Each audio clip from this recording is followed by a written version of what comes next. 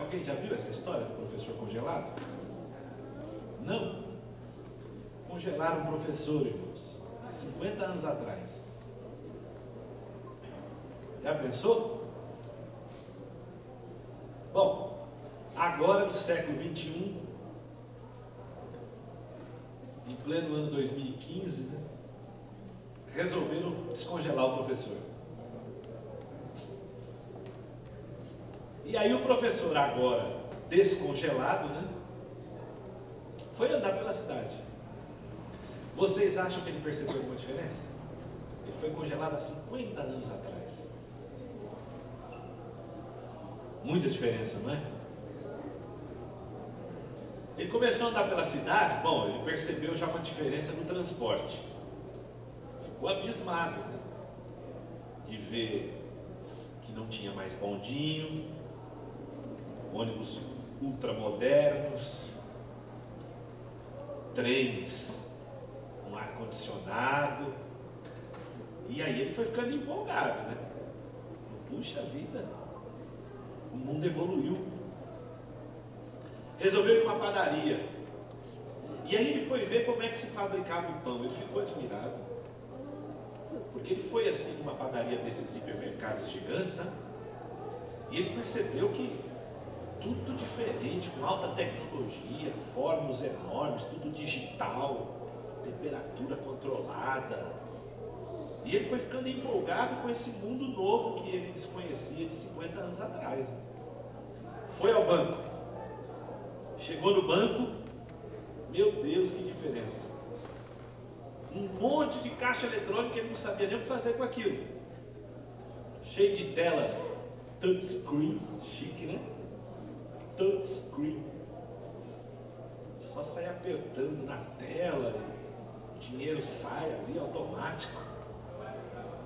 E esse professor, ele foi pensando e imaginando que nesse mundo altamente desenvolvido, com novas tecnologias, com novas metodologias, certamente no seu campo de trabalho haveria também de ter uma grande diferença. Ele resolveu ir numa escola, ele falou, vou numa escola, porque hoje deve estar tudo diferente na escola. Tenho certeza que os meus colegas professores hoje estão ensinando de forma totalmente diferente. Acho que eu não sou nem capaz mais de dar uma aula. Bom, aí ele chegou numa escola, adivinha? Uma grande decepção. Ele encontrou seus colegas exercendo a profissão da mesma maneira que ele exercia há 50 anos atrás. Os alunos todos sentados em linha, uma lousa, e o professor na frente falando. Uma aula entediante, alguns debruçados sobre a carteira dormindo,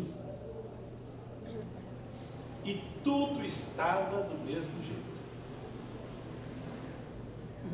Embora essa história seja uma história inventada, ela é bem real, não é? Por exemplo, se esse professor congelado fosse um professor de escola dominical, e ele fosse hoje a uma de nossas igrejas, num domingo pela manhã, para ver como seus colegas estariam ensinando de forma totalmente diferente, vocês acham que ele realmente encontraria isso? Ou ele diria só que não? Pois é, queridos, esse é o nosso desafio no século 21. Os irmãos sabem que hoje nós vivemos na pós-modernidade, não é? Eu, por exemplo, que nasci na modernidade, já estou ultrapassado. Porque hoje a gente vive a era da pós-modernidade. E uma das características principais da pós-modernidade é a liberdade que as pessoas têm de fazer questionamento. Você já reparou que as pessoas hoje questionam tudo? Não é verdade? gente vive hoje no mundo dos questionamentos. E não pense que isso é só no mundo secular, não. Dentro da igreja também. Gente, eu já recebi cada pergunta. Cada pergunta. Pense numa discussão a respeito de traição no casamento. E aí uma pessoa se posicionou da seguinte forma: da igreja. Não, a traição ela só é pecado, só é errado se for sem consentimento. Se a outra parte consentir, souber, não tem problema, aí não é pecado.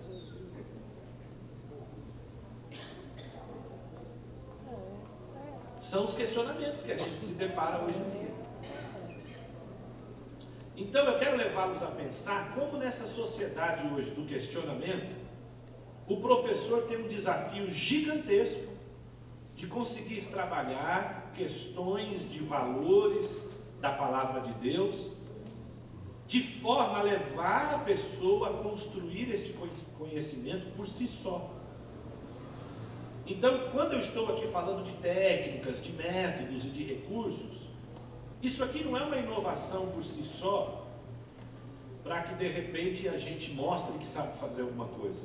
Não, irmãos, o nosso objetivo é alcançar resultado. É realmente atingir essas pessoas do século XXI, da pós-modernidade, que são cheias de informação. Hoje todo mundo é cheio de informação. Não sabe o que fazer com ela, mas é cheio de informação. E por estar cheio de informação, tem muito questionamento. A nossa tarefa é conseguir levar essa pessoa, levar os nossos alunos, a construir um conhecimento saudável dentro da palavra de Deus. Por isso utilizamos técnicas. Então, recapitulando aquilo que a gente já falou, mas agora tentando demonstrar um pouco mais na prática, toda aula começa com objetivo. Então, o objetivo é o resultado que o professor idealiza a respeito da aprendizagem do seu aluno. Sempre assim. Então, eu vou ministrar uma aula. O que eu espero com essa aula? Quais são os meus objetivos? Onde eu quero chegar com isso? E graças a Deus, na revista da escola dominical, pelo menos de adolescente até adulto, a gente já tem isso pronto. A gente já vem com os objetivos. Evidentemente que nada aqui é engessado. Já me aconteceu de perceber que um objetivo sugerido pela revista da escola dominical não atendia muito bem aquilo que eu queria trazer para a minha classe. Eu mudei o objetivo, não há problema, dentro do assunto que eu ia trabalhar. Então ali nós temos uma sugestão. Geralmente a sugestão já funciona. Geralmente eu pego aqueles objetivos da aula, sugerido pela equipe pedagógica da CPAD, e a partir deles eu elaboro o meu plano de aula. Então, o plano de aula, basicamente, ele trabalhará em cima de objetivos, métodos e recursos. Objetivos já sabemos o que é. Agora, em método. O que é um método? O método é como eu vou ensinar. Mas eu preciso conhecer alguns métodos. Eu vou apresentar aos irmãos alguns que são mais conhecidos, mas existem muitos métodos.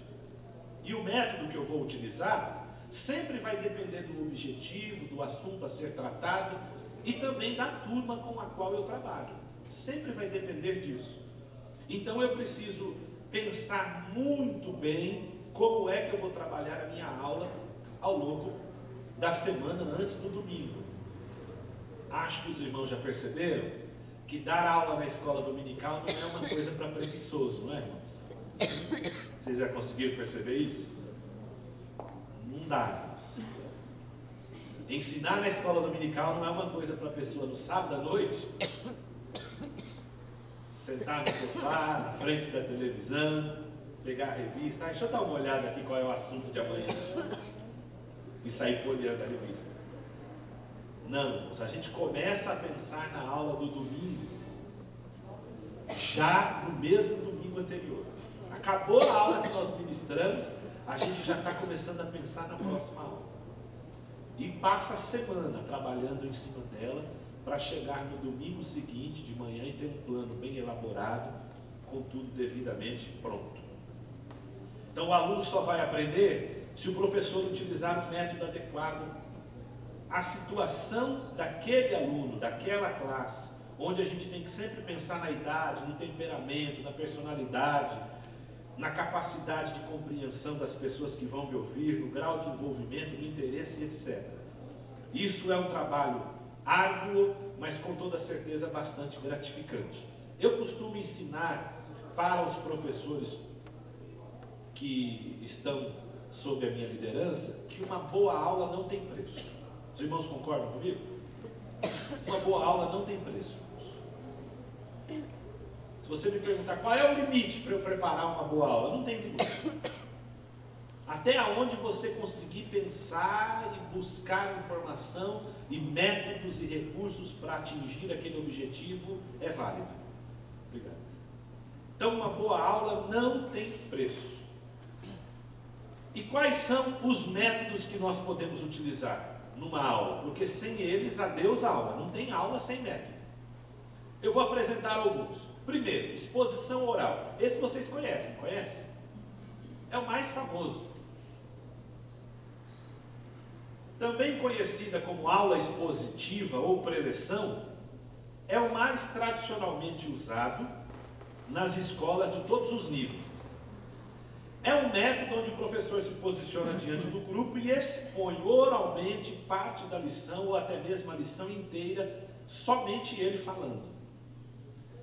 Apenas respondendo de vez em quando alguém faz alguma pergunta, mas tem muitos professores que morrem de medo de pergunta.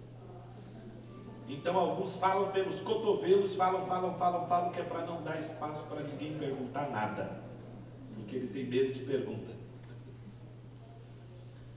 Exatamente por causa da ideologia prevalecente entre nós de que o professor é um sabe-tudo, é o sabidão. Então, se o professor não souber responder uma pergunta, esse professor não é bom. Mas isso não deve ser assim, irmãos. Se eu não souber responder uma pergunta na hora que me fizerem, eu não sou obrigado a ter todas as respostas. Agora, eu posso me comprometer a pesquisar e trazer a resposta depois. Isso eu posso fazer. E não é nenhum demérito para o professor. Agora, preste atenção. Se você fizer uma promessa dessa, vá em busca da resposta. Não tem coisa pior do que chegar na outra aula e o professor esqueceu daquilo que ele tinha prometido. O professor tem que ser organizado. Mas eu sou meio destrambelhado. Então se organiza. Agenda. Resolva a sua vida. Hoje em dia tem tecnologia para tudo, smartphone, tablet, agenda online, para te avisar a hora que precisa avisar. Você tem que se organizar. Porque um professor desorganizado é uma tragédia. Então quando você num domingo diz para alguém, olha, eu vou pesquisar sobre isso, na próxima aula eu te trago a resposta, não se esqueça. Dê um jeito de anotar aquilo ali já na hora para você não esquecer. Porque na próxima aula, se você trouxer a resposta, os alunos vão te considerar e muito. Não porque você não sabia na hora, mas porque você foi responsável com aquilo que você prometeu pesquisar. Esse método, irmãos, ele tem algumas vantagens. Por quê? Porque ele abrange um grande número de pessoas. Num culto assim, num plenário desse, geralmente é um método que a gente tem que utilizar.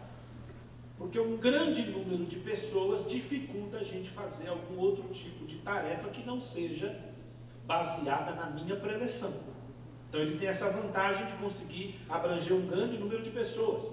Permite ao professor organizar a sua apresentação, facilita uma apresentação sistemática, possibilita aos alunos desfrutarem do benefício de estar em contato com um bom professor e dos recursos éticos e intelectuais que ele possui, pode ser enriquecido pela eloquência e o entusiasmo do professor e evidencia também o poder da palavra falada. Por isso que nos cultos é esse o método que nós utilizamos para expor a palavra de Deus. Porém, este método tem algumas desvantagens.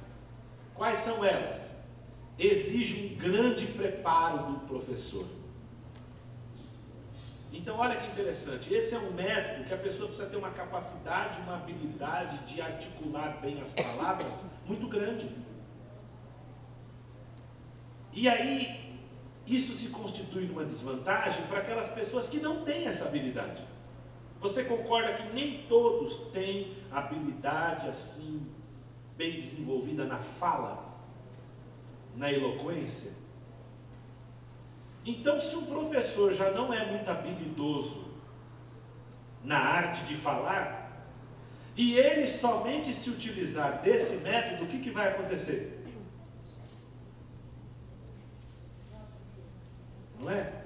Aquele professor que fala assim, bem, irmãos, assim, ó, então, nessa noite, nós vamos aprender a palavra de Deus, a poderosa palavra de Deus, muito poderosa, tremenda. Quer que os irmãos abram a Bíblia? Imagina, essa pessoa já começa a aula em desvantagem.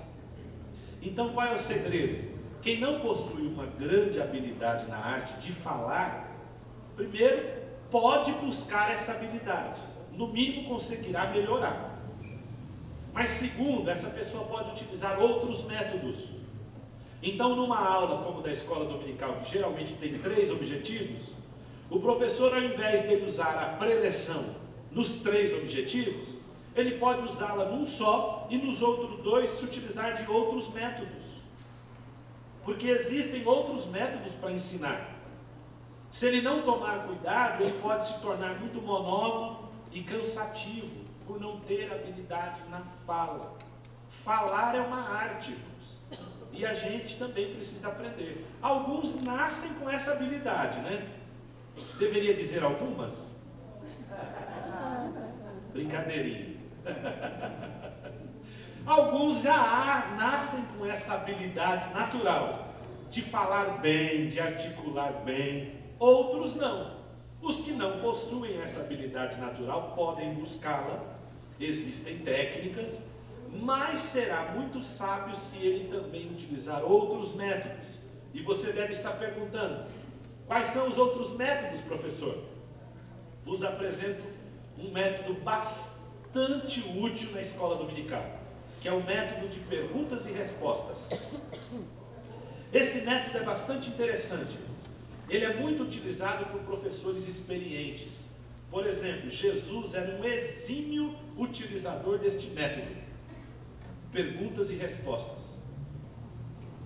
Quantas vezes as pessoas faziam uma pergunta para Jesus, e ele, ao invés de responder diretamente, ele fazia uma outra pergunta. Então esse é um método muito útil. Agora preste atenção.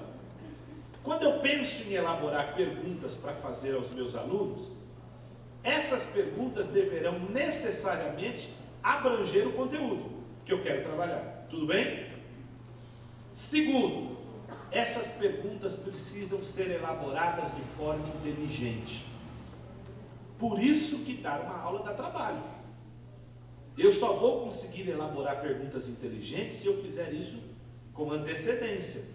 Eu não posso nunca fazer perguntas cuja resposta possa ser sim ou não. Nunca. Nunca posso perguntar alguma coisa esperando receber um sim ou não. Eu tenho que incentivar a pessoa a pensar e ter que se posicionar sem um sim e um não. Por exemplo, vamos tentar aqui exemplificar. Se eu fizer para os irmãos uma pergunta assim: os irmãos conhecem o nosso pastor presidente? E aí, qual a resposta? Sim. Talvez possa ser também um não. É possível esperar alguma coisa além disso? Só daqueles mais desinibidos e mais faladores da classe, né? Mas e quando ele faltar? Naquele domingo ele faltou. Só estão os mais tímidos. Você vai ficar ouvindo só sim e não. Sim e não. Então você precisa construir a pergunta de uma forma mais inteligente, para que a resposta não seja sim ou não. Pensando nessa mesma pergunta, os irmãos conhecem o nosso pastor presidente? a gente pode tentar elaborar de uma forma mais inteligente para que as pessoas se posicionem. Vamos tentar elaborar uma pergunta de forma mais inteligente a respeito do nosso pastor presidente. Alguém quer ajudar? Desde o tempo que vendia na feira aqui em São Paulo. Ele era feirante aqui, eu conheço desde aquele tempo. Então é uma tem, conheço há mais tempo. Mas e a pergunta? Mas e a pergunta? Pode arriscar. Eu queria saber o nome do pastor. Aí vai sair só o nome, né?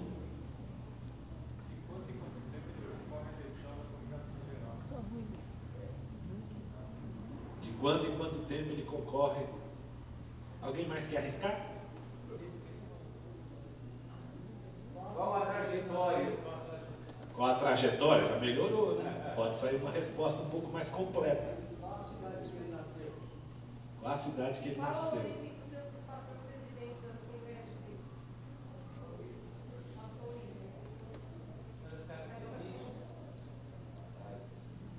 Agora vamos supor que eu queira extrair dele algum exemplo positivo para aquela sala. Imagine se eu pergunto para a classe assim. A pergunta ela vai criar uma situação, não é?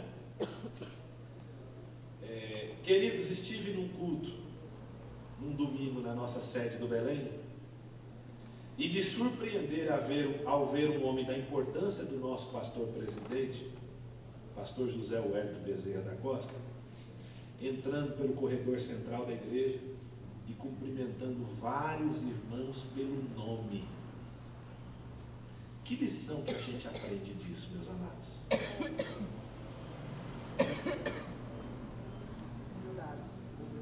Está vendo? Você tem que se posicionar. Que lição que a gente aprende disso, irmãos?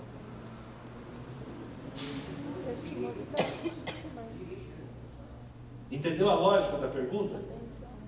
Eu queria usar o exemplo dele como um modelo de humildade e eu construí a pergunta mostrando uma situação, levando as pessoas a obrigatoriamente se posicionar. Então a pergunta ela sempre tem que ser assim, construída de forma inteligente. E a pergunta, irmãos, ela tem o poder de mexer com as pessoas. Tem o poder de mexer. Imagine eu começar uma pregação num culto, dizendo assim: meus irmãos, o que fazer para receber bênção de Deus quando nós não temos fé? Mexeu com você? Mexeu ou não mexeu? Até porque ela é um pouco assim contraditória, não é? Ué, receber bênção sem ter fé, pregador? Aí eu quero saber o que é isso aí. Então a pergunta ela sempre tem que mexer com a pessoa e levar a pessoa a se posicionar. Então a técnica é mais ou menos a seguinte: você elabora a pergunta de forma simples, do jeito que seria o óbvio, o sim ou não da resposta, e depois você começa a pensar numa situação para você construir aquela pergunta de maneira mais inteligente, levando os alunos a se posicionarem. E esse método, ele é extraordinário, porque ele ajuda a manter a chama acesa da atenção, as pessoas ficam atentas, serve como um treinamento para o raciocínio, proporciona a oportunidade de participação ativa na aula,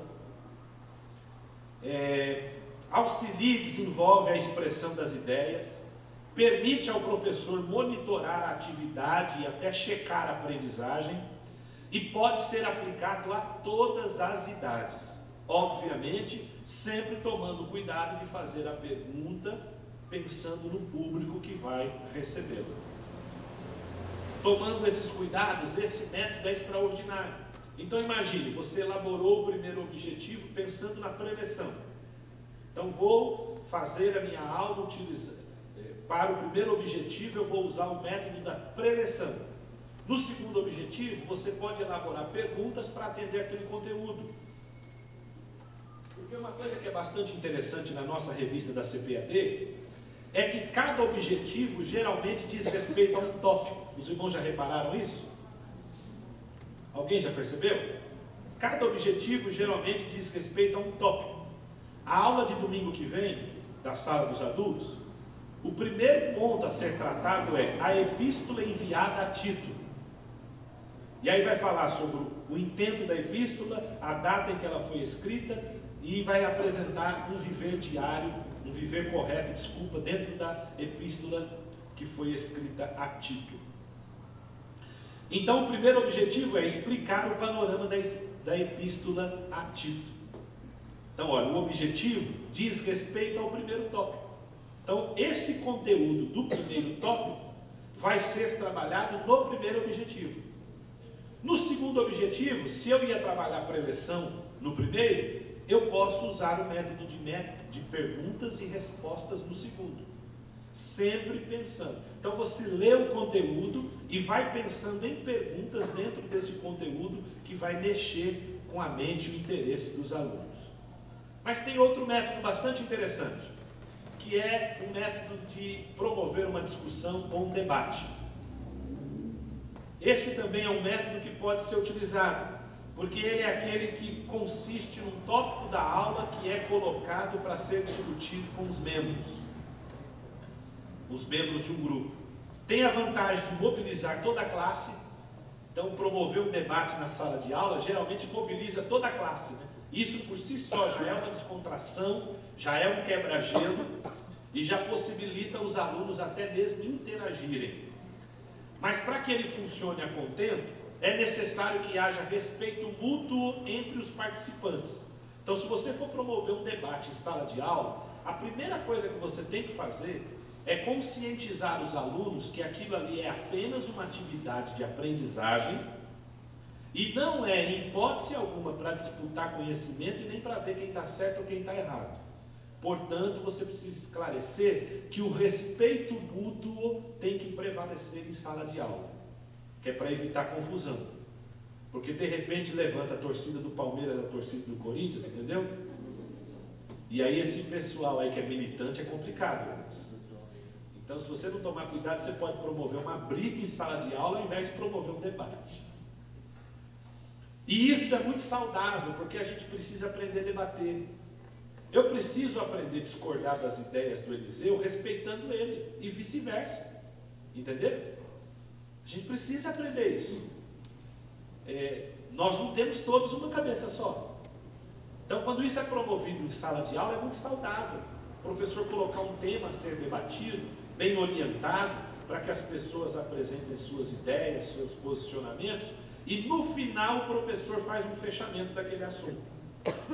E um outro método que eu gostaria de esclarecer para os irmãos é esse daqui, estudo de caso. Já ouviram falar, irmãos?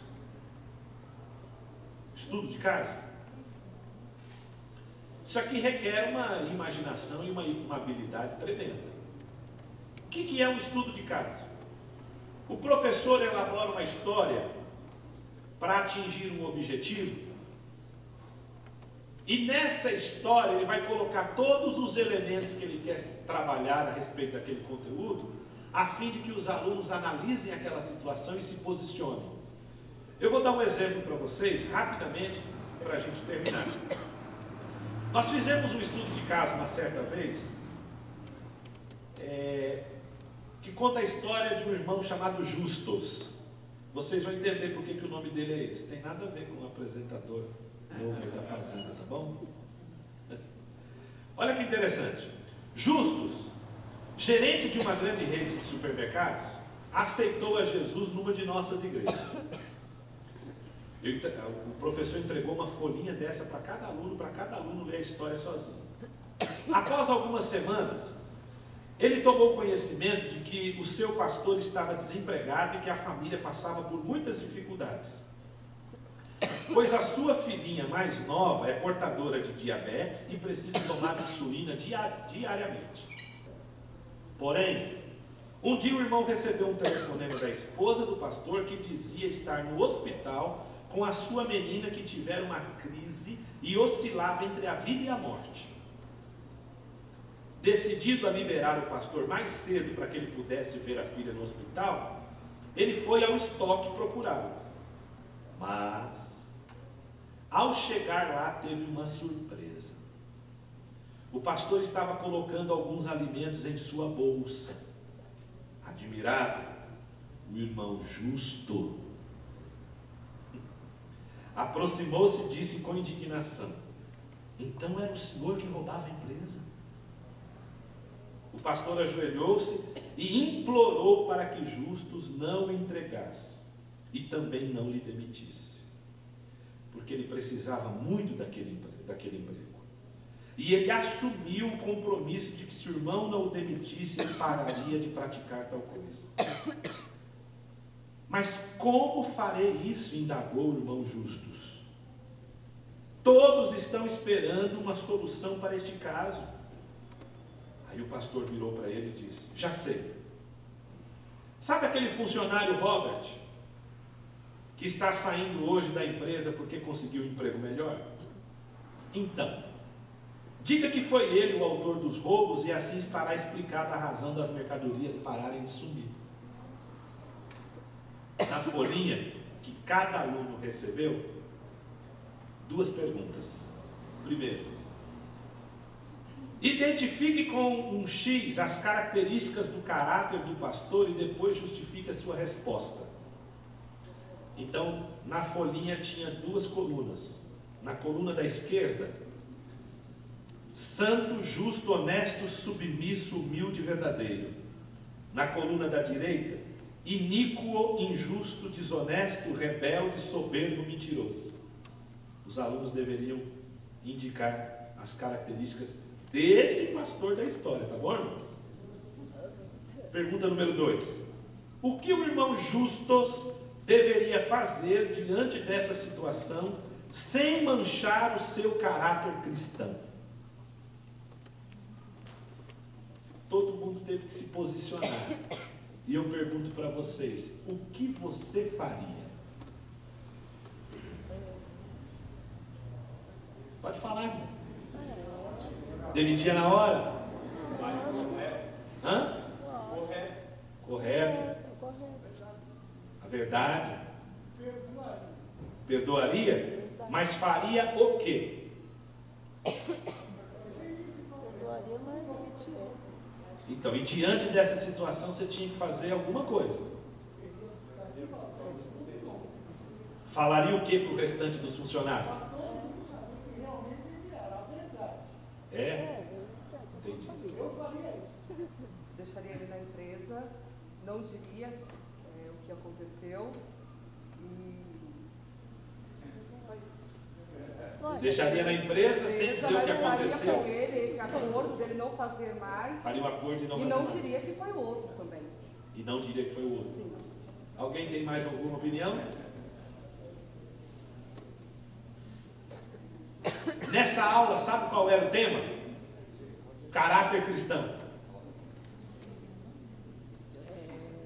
Apresentava Jesus. Fazia o quê? Apresentaria Jesus Cristo para ele. Apresentaria Jesus Cristo para ele? Jesus pode matar um ladrão e ressuscitar um justo. Amém. Os irmãos perceberam a lógica do método? Chama-se estudo de caso. Nós criamos esse caso, irmãos. Entendeu? É um caso criado pelos professores elaborando o plano de aula. Porque a gente queria esse resultado. Nós queríamos que as pessoas se posicionassem a respeito do caráter cristão. Deu para entender por que o nome do personagem era Justus? Pastor, Pois não. aí um exemplo, tivemos várias opiniões diferentes. Certo. No caso desse método, você fecharia com uma conclusão? Sem pautada? sombra de dúvida. Porque na revista era apresentado vários aspectos do caráter cristão. Então, depois dessa discussão, aí o professor trabalhou os aspectos do caráter cristão. E a história, o caso que nós inventamos, ele serve exatamente para nos confrontar e nos levar a se posicionar a respeito daquele assunto. Essa é a proposta, essa é a intenção. Eu me lembro que na oportunidade o professor aproveitou para explicar o que é justiça. Todo mundo sabe o que é justiça? A gente escuta tanto falar em justiça, não é? Mas o que é justiça? Do ponto de vista bíblico. Do ponto de vista bíblico, irmãos, justiça é eu não aceitar que absolutamente ninguém seja tratado de maneira diferente. Isso é justiça. Então eu não posso aceitar que ninguém seja tratado de forma diferente. Lembram-se que diz a nossa Constituição? Todos somos iguais perante a lei. Nessa história, olha como a gente é levado a pensar no caráter cristão. Porque ao mesmo tempo que a gente fica com uma compaixão da história, porque envolve um pastor que está com a filha doente no hospital, que precisa daquele emprego. Todavia, envolve também uma pessoa que é gerente do supermercado, que precisa dar uma resposta diante de uma situação errada, e se vê diante do desafio de ter que tratar alguém de forma diferente, só porque é o seu pastor.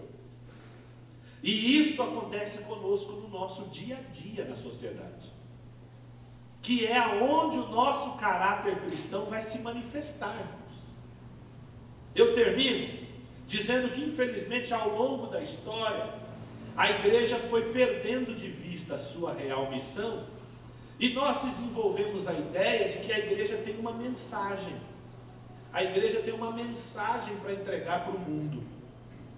Mas não é assim que a Bíblia nos ensina, irmãos. Na verdade, a igreja não tem uma mensagem. A igreja é uma mensagem. Você não tem uma mensagem para entregar para esse mundo. Vou lá, entrego a mensagem e saio, entendeu? Fiz a minha parte. Não. Você é uma mensagem. Por isso Jesus nos comparou com a luz do mundo. Nós somos a mensagem que vai se inserindo nessa sociedade e vai apresentando de maneira prática o reino de Deus para as pessoas. E é aí onde atua um caráter cristão. A pergunta que a gente deveria se fazer é: que tipo de mensagem nós temos sido? Amém? Amém. Eu finalizo mostrando qual é o conceito de liderança dentro da Bíblia. Posso só ler uma referência e terminar, Eliseu? Por gentileza. Mateus 20. Os irmãos concordam de eu ler só mais um versículo e a gente terminar? Amém. Mateus capítulo 20, versículo 25. Bom, o que vai para mais longe aqui sou eu. Vou para São Miguel Paulista. Mateus capítulo 20, versículos 25 a 28. Eu vou ler essa referência na Bíblia na linguagem de hoje, que eu acho assim mais contundente, mais atual. Mateus capítulo 20, versículo 25 a seguir. Então Jesus chamou todos para perto de si e disse: como vocês sabem, os governadores dos povos pagãos, têm autoridade sobre eles e os poderosos mandam neles. Mas entre vocês não pode ser assim. Pelo contrário, quem quiser ser importante, que sirva aos outros.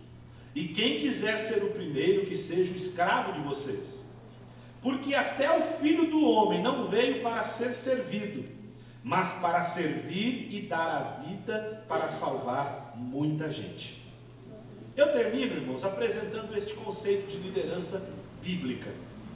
Porque o conceito de liderança que a gente tem no mundo que nós vivemos é esse que está na tela, não é?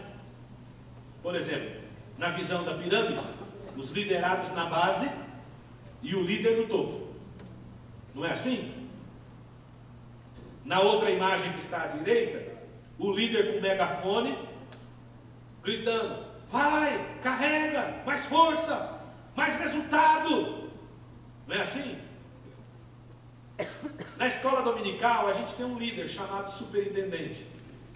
Infelizmente, nós, enquanto igreja, contaminados pelo conceito do mundo, às vezes reproduzimos esse conceito de liderança. Só que esse conceito não funciona. Esse conceito não produz resultado positivo. Já atuei como superintendente, como professor de escola dominical.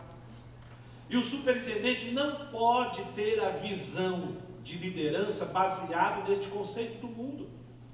Porque não foi assim que Jesus ensinou. Na visão de Jesus, vocês concordam comigo que liderança é desse jeito aqui?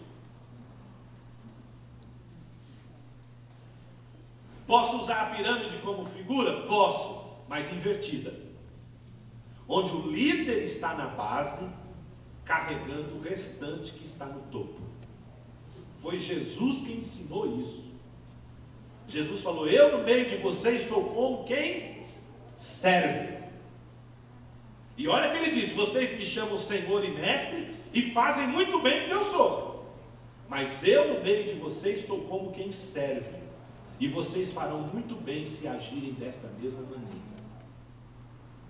Na figura bíblica, no modelo bíblico, liderança não tem absolutamente nada a ver com o padrão de liderança neste mundo. O líder na figura bíblica é mais ou menos parecido com esse da direita. Vocês estão vendo? Respondam para mim, quem é o líder na figura da direita? Mas ele existe. Só que ele está junto, no meio, trabalhando. Ser líder cobrando é fácil, mas não dá resultado.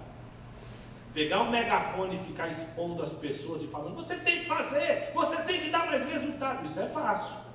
Mas não produz resultado para a glória do reino de Deus. Agora, ser líder como Jesus foi líder, aí produz resultado. Por que Jesus, através de 12 homens totalmente diferentes, e que aos olhos da sociedade jamais poderiam ser líder de alguma coisa, conseguiu conquistar o mundo? Porque ele se inseriu no meio daquele grupo e os ensinou através do exemplo, através do modelo. Professor, como é que você prova isso? Vocês se lembram que um deles traiu Jesus? Lembram? Quem foi mesmo? O Iscariotes, né? O que ele precisou fazer para trair Jesus? Você já se perguntou por quê?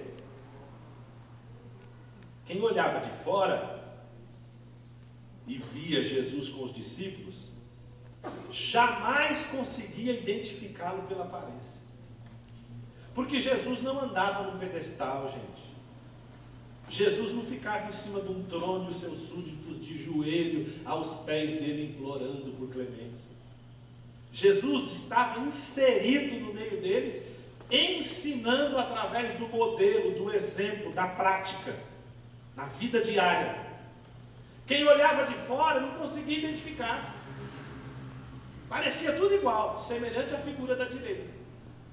Só conseguiam identificar Jesus como líder quando ele abria a boca. Quando ele começava a falar, quem estava do lado de fora se admirava e dizia: nunca vi ninguém falar como ele. Mas na aparência ninguém identificava. Jesus era como eles. Jesus os ensinava com exemplo. Por isso Judas teve que dar uma senha ao trair. Judas falou: nós vamos chegar lá no Monte das Oliveiras, eles vão estar reunidos. Aquele que eu beijar na face, esse é Jesus, vocês podem prendê-lo. Então ele precisou dar uma senha para que identificassem Jesus através da aparência. Então, está mais do que na hora de nós, principalmente nós que nos envolvemos com o ensino, entender que a gente não ensina nada apenas com palavras. Nós só conseguimos ensinar alguma coisa através do nosso exemplo. A minha aparência, gente, não diz nada para vocês. Nada. Sabe o que vai dizer alguma coisa a respeito de mim para vocês? O Eliseu que me conhece, a minha esposa que vive comigo, o meu filho que foi criado por mim. As pessoas que convivem comigo poderão falar alguma coisa a meu respeito para vocês. A minha aparência não diz nada. Então, o conceito de liderança na Bíblia é o conceito de estar junto, é o conceito de abraçar a causa junto. Para o superintendente, é olhar o professor com dificuldade e falar: meu irmão, eu vou sentar com você. Você está tendo dificuldade? Vamos sentar junto, vamos buscar uma solução junto. Vamos falar com Eliseu, vamos falar com o pastor, vamos falar com o presidente, vamos atrás de alguma coisa, nós vamos resolver junto. Eu vou te ajudar, eu estou junto com você. Amém? Queridos, muito obrigado, Deus os abençoe por me ouvirem até esse momento. Obrigado, Eliseu, obrigado ao irmão, é Gilvan, né?